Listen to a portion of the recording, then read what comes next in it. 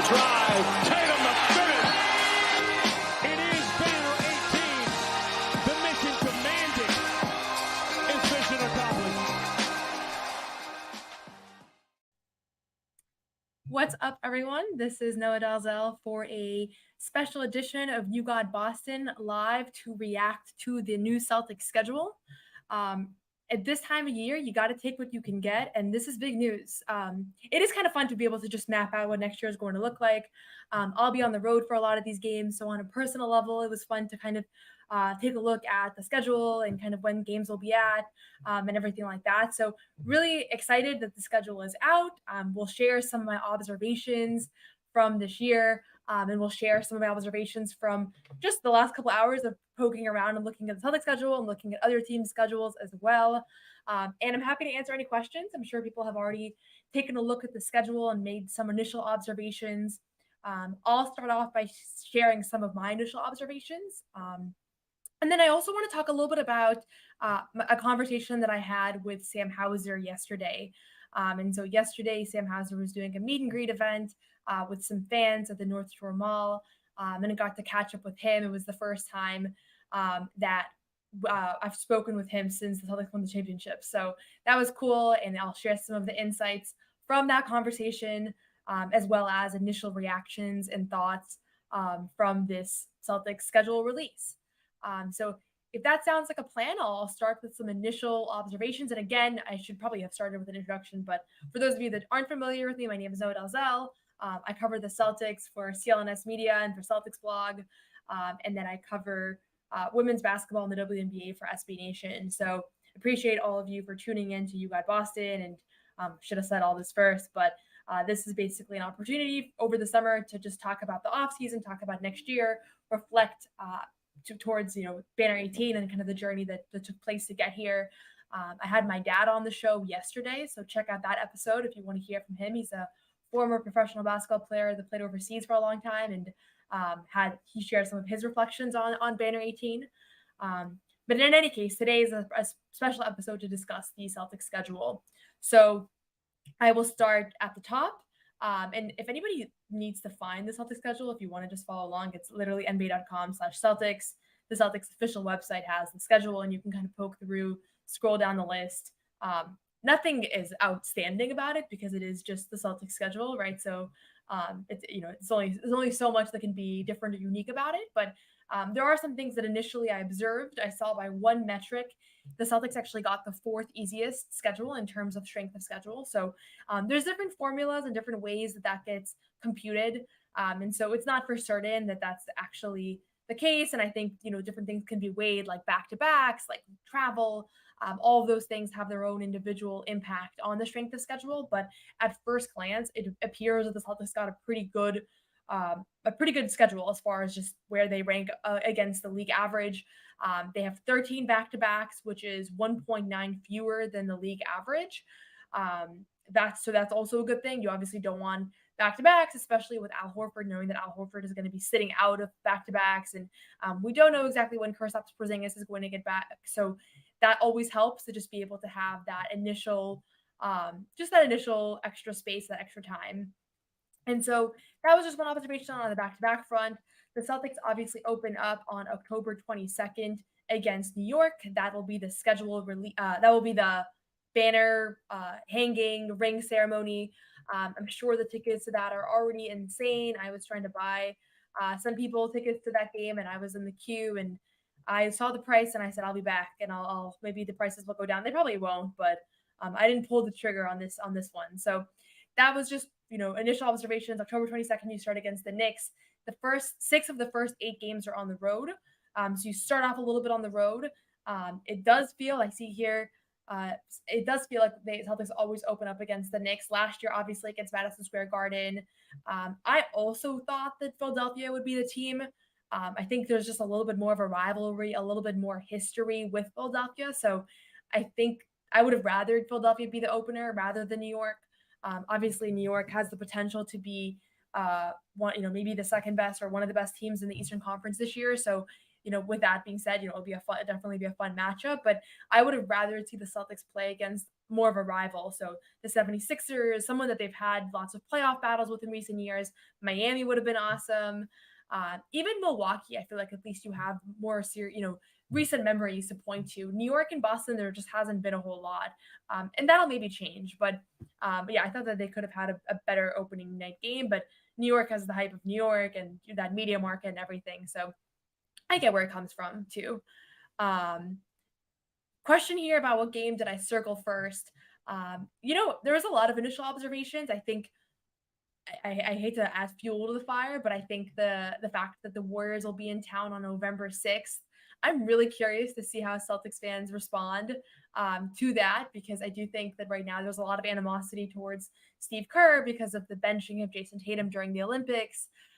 And also, I think just in general, obviously, Warriors Celtics is a finals rematch from 2022, and Warriors have Steph Curry, and they're always going to be a fun matchup, Draymond Green. So I think I already always look for when the Warriors are coming to town, but with the whole Jason Tatum, Steve Kerr thing, it'll just be that you already know that'll be the narrative going into that game.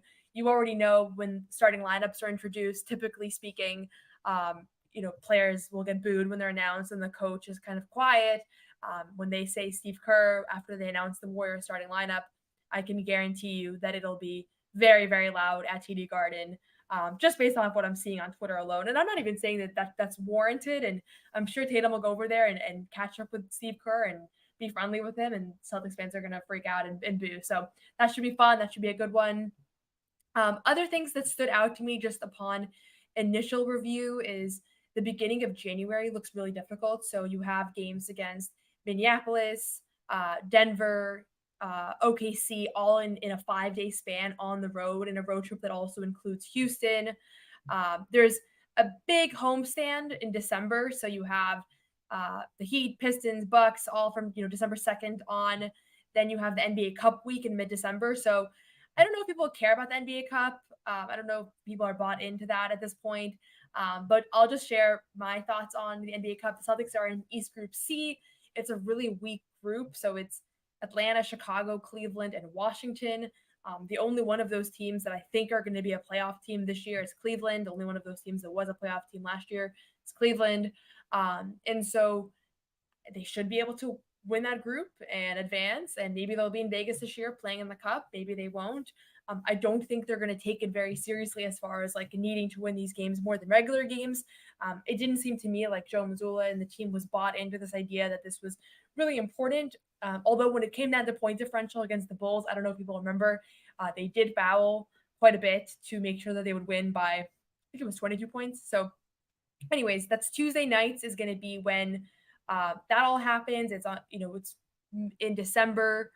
And so every Tuesday, those games are going to count a little bit differently. They're going to be just considered cup games. So that's kind of the premise there.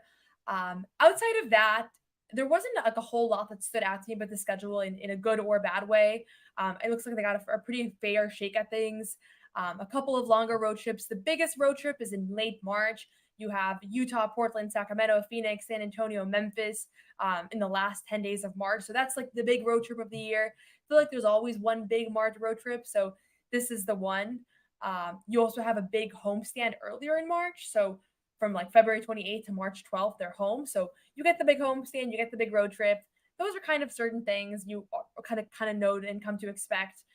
Notice that the Miami matchups and some of the Philadelphia matchups are in the later half of the season.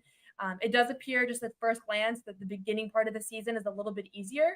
And that's a good thing, because if you remember, the main thing that they're accounting for right now as we're thinking about next year is the fact that the Celtics are going to be without Kristaps Porzingis for the first few months at least. And that just means you have to go deeper into your bench. That just means that Al Horford's going to have to play more. Obviously, you're going to rely on guys like Xavier Tillman, Yemi Eskeda, Luke Cornett, but you'd rather have some of the more difficult matchups, some of the more competitive teams in the latter half of the season. And it does appear to be the case. Like I mentioned, that really difficult stretch in early January. If Porzingis is back for, after Christmas break, like if he's back for those games, that's huge.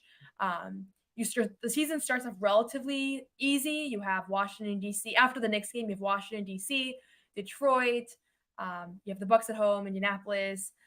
Then you have 2 Charlotte games, Atlanta. So, it looks like there are some teams that should be a little bit easier teams, non-playoff teams earlier in the season. But again, we also know that you don't come out of the gates focused. Like you can rack up, and it's the NBA, right? So any one of these games can end up being a loss. So you never want to take any of these games for granted, but it does seem like it's a little bit of an easier start, and then January on, things get a little bit more challenging, and hopefully then you have a full strength roster. So those are some other kind of thoughts on the schedule so far. One thing that stood out to me, there's not like big holiday games. Usually I feel like the Celtics play every single holiday, and there's like always these big matchups. The 3 holidays they're playing on right now, you have the 76ers on Christmas Day. They're hosting the Raptors on New Year's Eve. Like that seemed kind of random to me. Like they could have probably gotten I would have imagined they would get someone a little bit more exciting. Like, the Raptors are not really in the most exciting spot right now. And then they're visiting the Warriors on MLK Day. So those are their 3 like holiday matchups.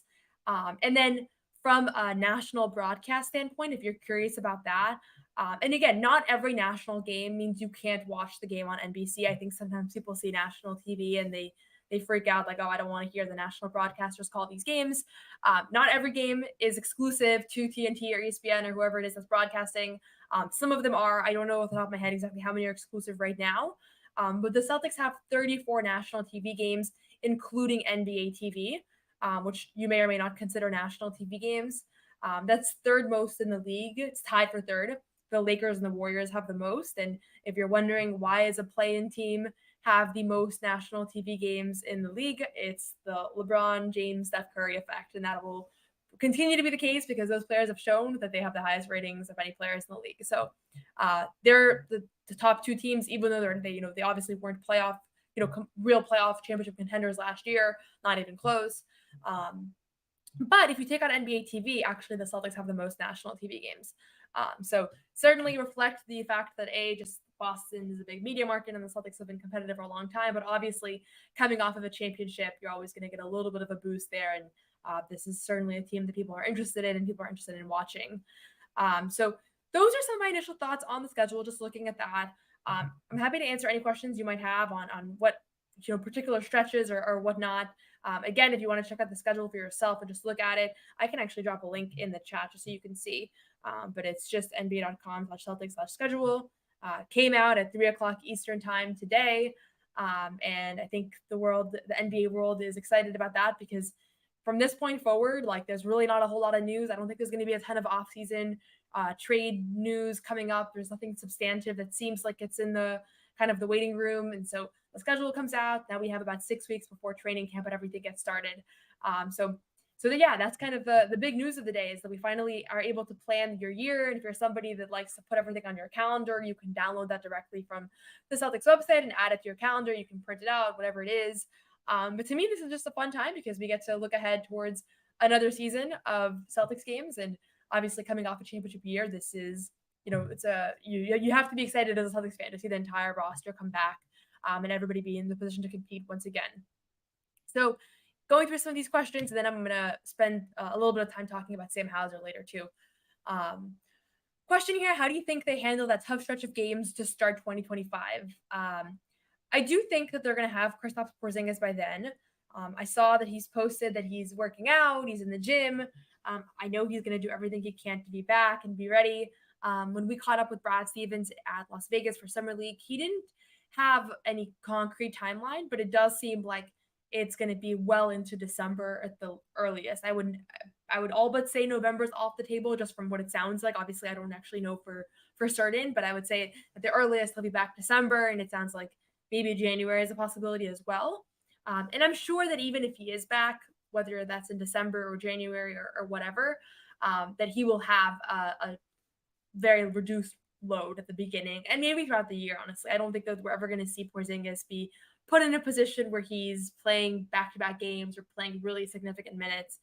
Just seeing how things panned out last year in the playoffs, it was pretty evident to me that this is someone that they're going to prioritize his rest and his health. So it would be really fun if they're in a position where they're able to get him back for that tough stretch in January. I don't know if they will. But they have enough to beat these teams without him. So you have what the stretch that I'm referring to is early January. You have, let me just pull it up here. You're on the road, Minnesota on January 2nd, Houston January 3rd the following day, and they're going to be better this year. Sunday, January 5th, you're at OKC, and then Tuesday, January 7th, you're at Denver. So that's probably the toughest stretch of the season, just at first glance. So certainly that's one that stands out. I think you're happy if you split those games. Again, a lot of people freaked out this year because they dropped some of those road trip games. They lost to the Warriors. They lost to OKC. They lost both games to Denver. And so I think, you have to remember that during the season, you lose some of these games and it doesn't always signal a whole lot. And you're going to lose in these games. Even if you win 60 games, you still lost 22, right? So I do imagine that they dropped some of those. One thing that stood out is the California road trip is a little bit later than usual. Last year it was around Christmas time. This year it's in late January. I'll be covering a lot of these games. So that's exciting. I'm really excited to be able to be there and be on the ground, posting videos for you guys, posting clips from interviews, all the things that I generally do. So my goal is to be at as many of these away games as possible. And I'm just kind of working through all the logistics of that right now. So this was fun for me to get the schedule so I can start planning my life too. But this was a fun couple hours to just kind of poke around and look at the schedule. And I do think from just what it looks like, I think the Celtics got a pretty good shake at things. Sometimes the way that things roll out, and it's a lot of AI and computer generation and some human intervention as well, I'm sure. You all of a sudden realize your team has the most difficult schedule, and right now it looks like the Celtics have one of the easier ones, which it can always change depending on what teams actually become good. There's always teams that surprise people. I think people wouldn't have expected OKC, for example, last year to be one of the best teams in the league, and obviously they were. So it's there's only so much you can interpret right now at this point, but we'll see. And we'll take a quick break right now just to hear from our friends over at Game Time. I love going to MLB games during the summer. I love going to concerts, games, sporting events, and there's no better way to get tickets to all of those events than the Game Time app. Game Time is an authorized ticket marketplace of Major League Baseball, which makes getting tickets faster and easier. Prices on the Game Time actually go down the closer it gets to first pitch. You can download the Game Time app, you can see any event that you search, you can put the location in, where you're based, see upcoming concerts, sporting events, whatnot, and get the best deals, best prices guaranteed. So take the guesswork out of buying MLB tickets with Game Time. Download the Game Time app, create an account, and use code CLNS for $20 off your first purchase. On top of the fact that it's already a really good deal, download the app, terms apply, redeem the code CLNS for $20 off. Download Game Time today. Last minute tickets, lowest price guaranteed. Awesome. So I'm going to take a pause on the schedule, but feel free to continue putting in questions. And if there's some at the end of this, then I'll go back and answer some of those questions. But wanted to talk a little bit about Sam Hauser, because there's not every day right now that we get to hear from players directly.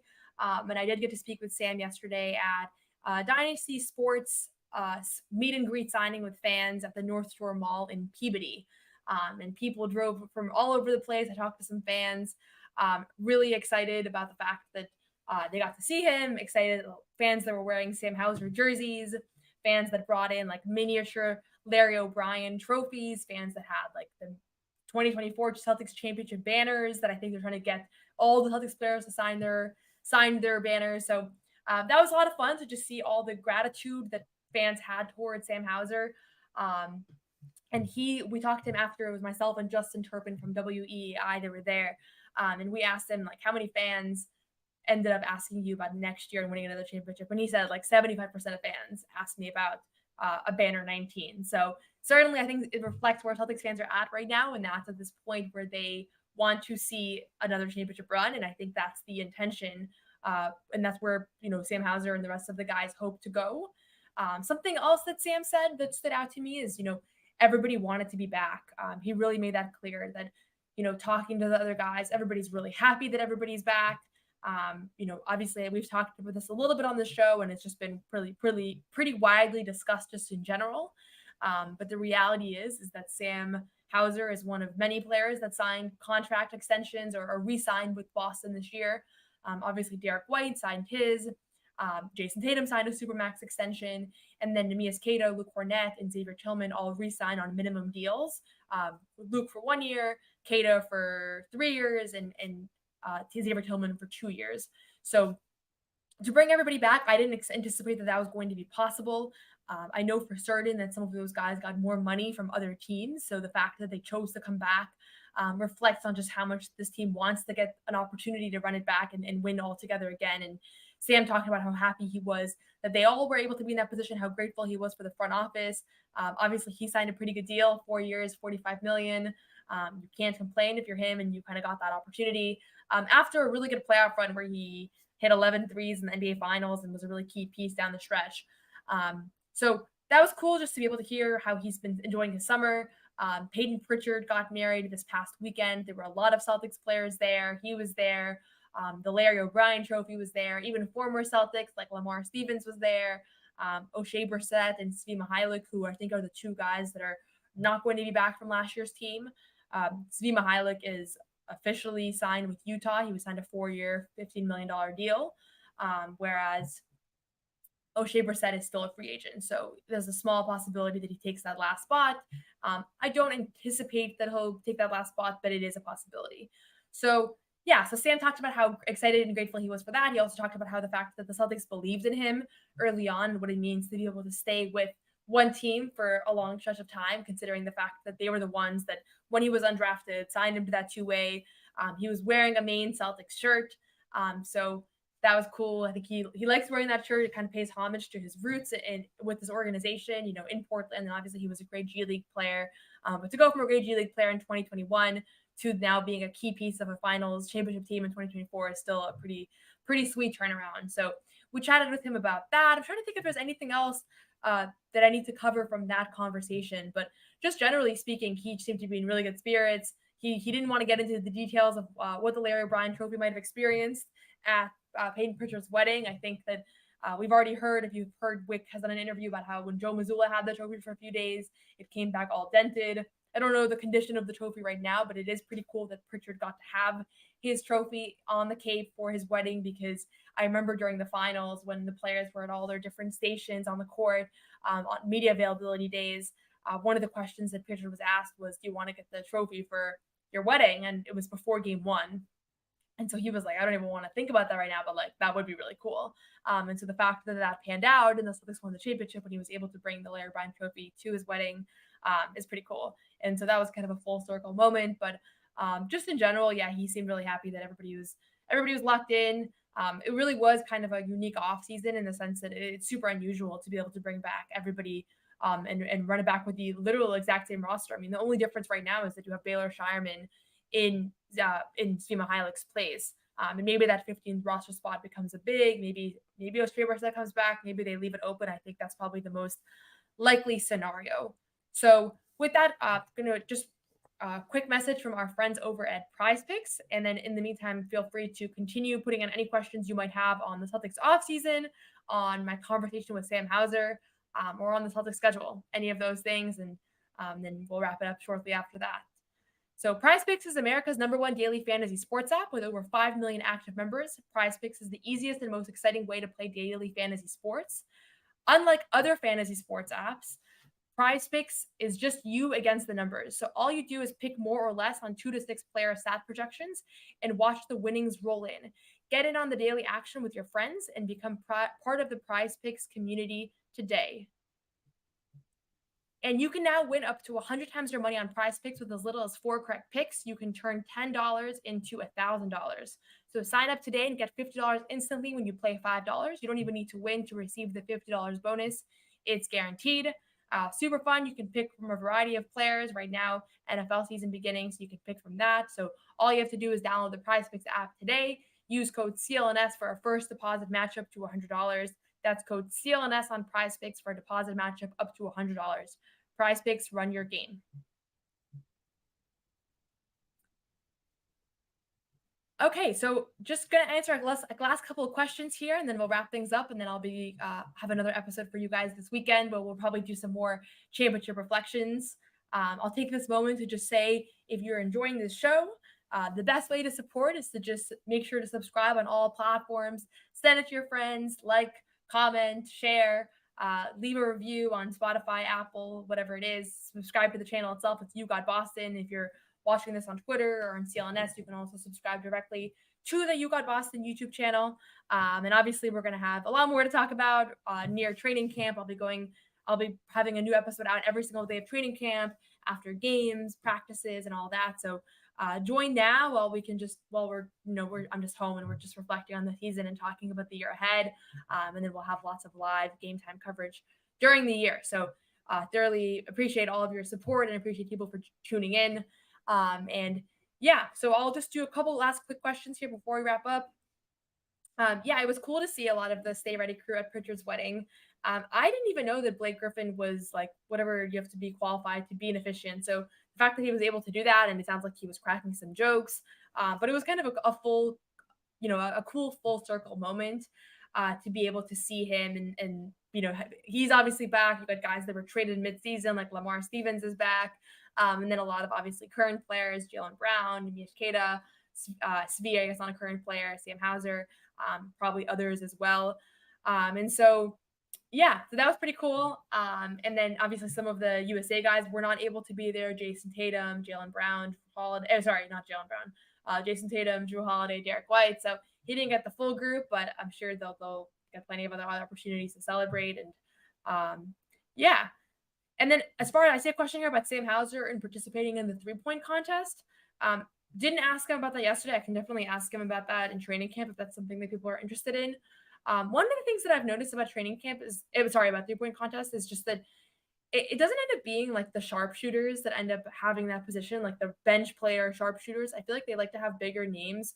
And sometimes it's not like the guys with the best 3-point percentages, but I would love, this is both on the NBA side and on the WNBA side, I would love to see like the the NBA actually select like the people with the best 3-point percentage, even if those aren't guys that have like the biggest names, and even if those guys aren't like the flashiest people, just because I feel like it'd be cool. And obviously, like if you could get Steph Curry and Klay Thompson and all those guys to play, then like that's great. But I remember a couple years ago they had Julius Randle on, and I was like, let's bring like real shooters. Like no disrespect to Julius Randle, but there's plenty of players that are, that's their thing, it's 3-point contest. So it would be cool to see Sam Hauser. It'd be cool to see like a Drew Holiday if he's having a great shooting season again. He was great during the Olympics, obviously, and was actually the team's top 3-point shooter last year. So that would be great as well. But yeah, I would love to see that. So I think it'd be a lot of fun. All-Stars in San Francisco this year. I'll probably be out there, so be able to kind of provide updates on that front, but it should be a lot of fun. And this is the same thing on the WNBA front too. Like they didn't have like their best shooters there.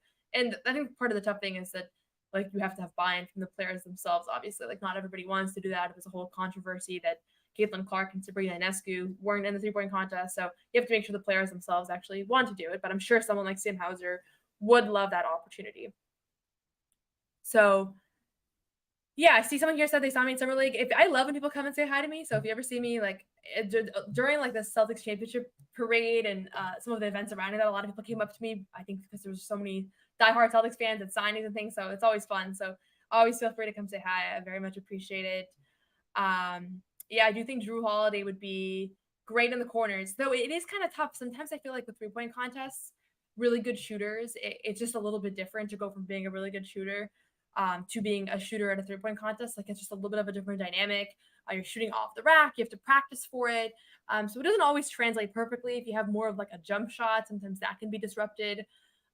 If you have a slower release time or whatnot, obviously that's hard too. And then I think sometimes those players rush a little bit. And so that ends up hurting their shot is the fact that they're rushing. So yeah, we'll see. I don't know how we got into 3-point contest, but it's always fun to see. I don't think we'll see the only other Celtics, maybe Jaylen Brown will run it back with a dunk contest, but I don't think he will.